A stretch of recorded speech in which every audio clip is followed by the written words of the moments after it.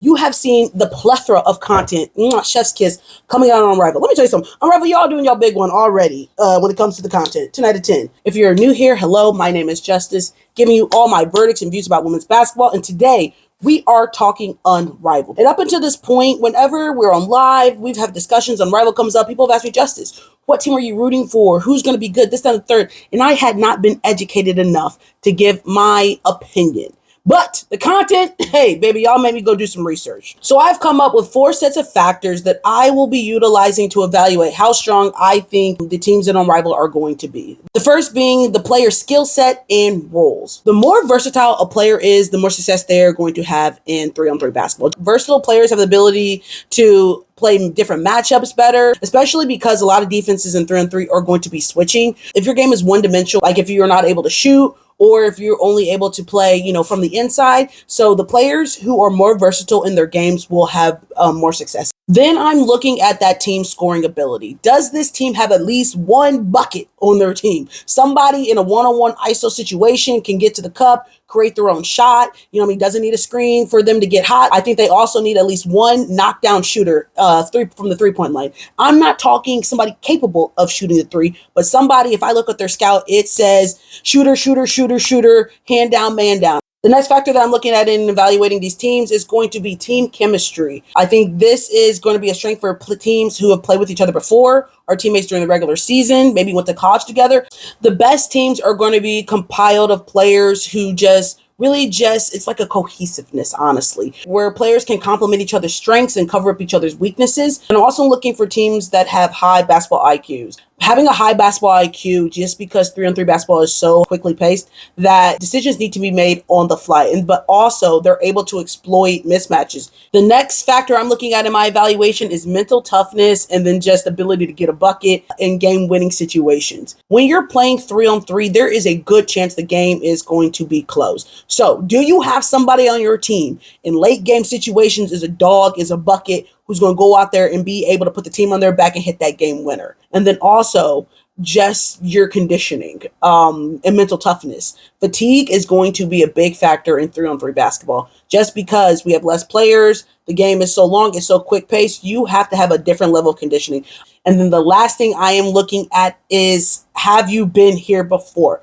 Just because 3-on-3 basketball is so much different than 5-on-5. I think somebody who has been in the situation before, somebody who has competed at a very high level like the Olympics in a 3-on-3 capacity, definitely has a leg up over those who don't, especially in the beginning of the season. With that being said, let's dive in and look at our team. So on the laces, we have Tiffany Hayes, Jackie Young, Kate Martin, Stephanie Dolson, Alyssa Thomas, and Kayla McBride. This roster is probably the most experienced 3-on-3 wise than everybody else, right? So Jackie and Stephanie Dolson won a gold medal in Tokyo with the U.S. basketball team. And then also Tiff Hayes went to the Olympics playing 3-on-3 basketball with Azerbaijan. Then chemistry. Jackie, Tiff, and Kate are all teammates during the season with the Las Vegas Aces. So check the box in chemistry. Stephanie and Jackie have chemistry because they played in 3-on-3 over in Tokyo. And then I think they're just well balanced, right? So height-wise, Jackie's 6 foot. Tiff Hayes is 5'10", something like that. Being able to switch. Stephanie Dolson definitely has an arsenal right now just because of her size and her ability to shoot the 3-point. Also, very dangerous from the 3-point as well. Do we have a knockdown 3-point? Yes. Stephanie Dolson and Kayla McBride are dangerous from beyond the arc. But Stephanie Dolson also is able to set screens and step and pop. So I think they have a leverage in that capacity as well. Do we have go-getter buckets? Yes. Tiffany Hayes, AT, is one of the most versatile players in the WNBA as well. AT can literally play the 1 through 5. And then we throw in Jackie as well, being able to go get a bucket. Then we throw in Tiff Hayes, go get a bucket. AT, go get a bucket. This team is strong. The next team that we have is going to be the Rose, and that is going to be Angel, Ka, Azare, Chelsea Gray, Lexi, and Slim. This team, I think, is going to shock a lot of people. If you don't have them on your radar, I definitely would. And for multiple reasons, right? They are good in every single category, in my opinion. One, I think rebounding is going to be huge in 3-on-3 basketball. Giving your team second chance shots. And we already know that is Angel's bread and butter right there. Playmaking. Chelsea Gray, not only can she go and create her own shot, but she also is really good at setting up her team and facilitating Lexi.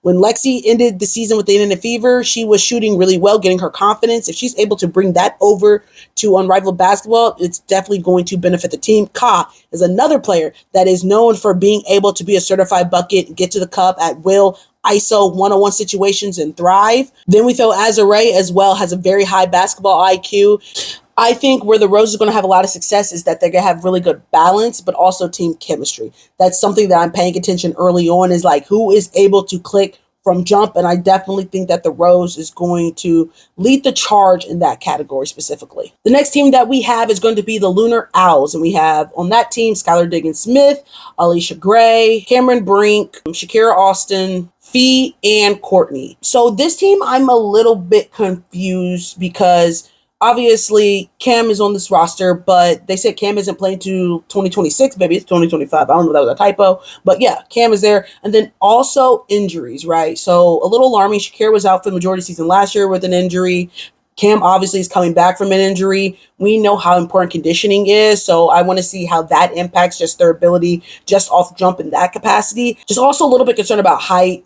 Courtney and Skylar aren't like, 5'5" or anything, but they are on the shorter end. So that does impact ability to switch, mismatch. But I do like this team because I think it's a nice balance between being kind of scrappy, where you have like some fiery, more fiery players, then you nicely pair it with some more like level-headedness. Cam does have 3-on-3 experience. She did make the final 3-on-3 roster, but obviously wasn't able to play due to that knee injury. But she is bringing in experience. As for chemistry, obviously Courtney and Fee are teammates during the season with the Minnesota Lynx, so that does help in that capacity. But ultimately, I have a little bit of more questions around this team, but ultimately, definitely, if I know anything, don't count out anything with Fee on it. Next, we have the Phantom, which is going to be Sabrina, Katie Lou Samuelson, Satu Sabli, Marina, BG, and then Natasha Cloud.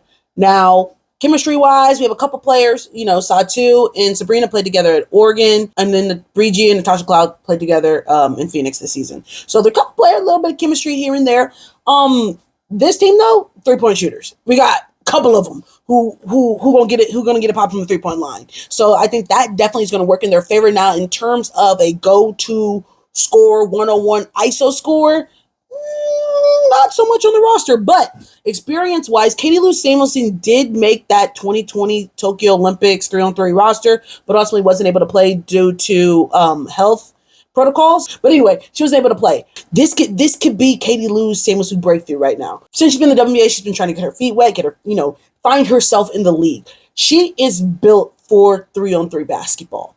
Her skill set is closely aligned with having success in a system similar to this. So yes, I think Katie Lou Samuelson might be a player to keep your eye on. Versatility, you got Satu. Defensive-wise, you got Natasha Howard. We also saw during Phoenix this season, she can play it big in terms of being switched. BG also is no run-of-the-mill. She's also going to get it done in the paint.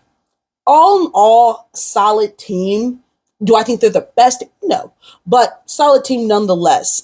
Definitely, I think they have some strengths that other teams don't have, but a couple question marks here and there, and it kind of depends on what certain players bring to the table at the end of the day. Next player that we have is going to be the Mist, and that is going to be compiled of Rikia, Stewie, Dejanay, Sloot, Jewel, and Aaliyah Edwards. Yeah, I'm not lying, guys. I like this team. I think Stewie cheated a little bit. Stewie, conveniently, this is what your team looks like. This is a well-balanced team. They got defensive, they got high IQ, being able to make basketball plays, with Sloot, you got point guards, facilitators, you got people able to go get a bucket, be a scorer with Jewel and Rikia. Like, this is a danger. And then you got versatility with Stewie across the board. This is a very dangerous team. This is a dangerous team. Obviously, when it comes to chemistry, Stewie and Jewel won a championship with Seattle. And then Sloot turned around and won a championship over in New York with Stewie as well. So we have a couple of ex-teammates, current teammates on the roster. Now, I wish they had more of a threat from three. Yes, they have players who will shoot the three, but I wish they had more of like this is what I do 3-point shooter. But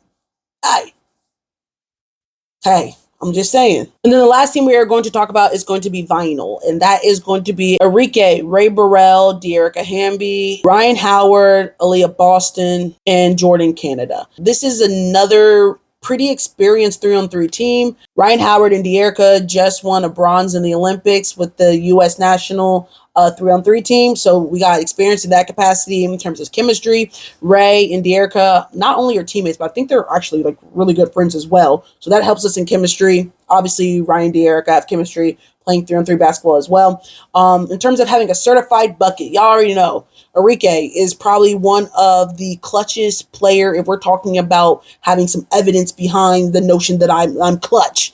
That is Enrique Gumbawale. So they got that in their back pocket. Ryan Howard also is really good at creating her own shot and finding her own bucket. So I definitely think that they are strong in that capacity. In terms of a knockdown Delhi 3-point shooter, not so much, but they do have players capable of shooting the three. Another strength is I think that Aaliyah Boston is going to bring to the table is that she has mastered the pick and pop, pick and roll playing with Caitlin during the regular season. I think she's going to bring that over there, and they're going to be able to utilize that as well. Jordan Canada is definitely a defensive threat. Not only is she a facilitator, but she also has the ability to get to the cup and get a bucket herself. Kind of works against them is a little bit of a height. Jordan Canada is the smallest person in the entire league. I think Jordan's like 5'6", 5'7". So that definitely limits switches, exposes them a little bit in some defensive schemes that they have to take in consideration. And Enrique also is on the shorter side. She's like 5'8". So that definitely can impact, I think, their overall ability for some certain defensive schemes. But ultimately, hey, I like this team. So if I have to give my ranking as of right now, again, this is subject to change once we actually see them start playing. But my pre-Unrivaled ranking, it would go as such. I have the Laces, I have the Roses, then I have the Mist. Then at number 4, I'm going to put the Vinyl. Then 5 is going to be Lunar Owls. And number 6, I'm so sorry, I'm going to put the Phantom. So we'll see how right I am. Again, when we actually start seeing them play, presented with some additional information, we'll be able to draw a better conclusion. But as of right now, my pre-Unrivaled ranking based upon criteria and just an idea of what makes a successful 3-on-3 team, that is what we're looking at. What does your rankings look like? Let me know in the comments.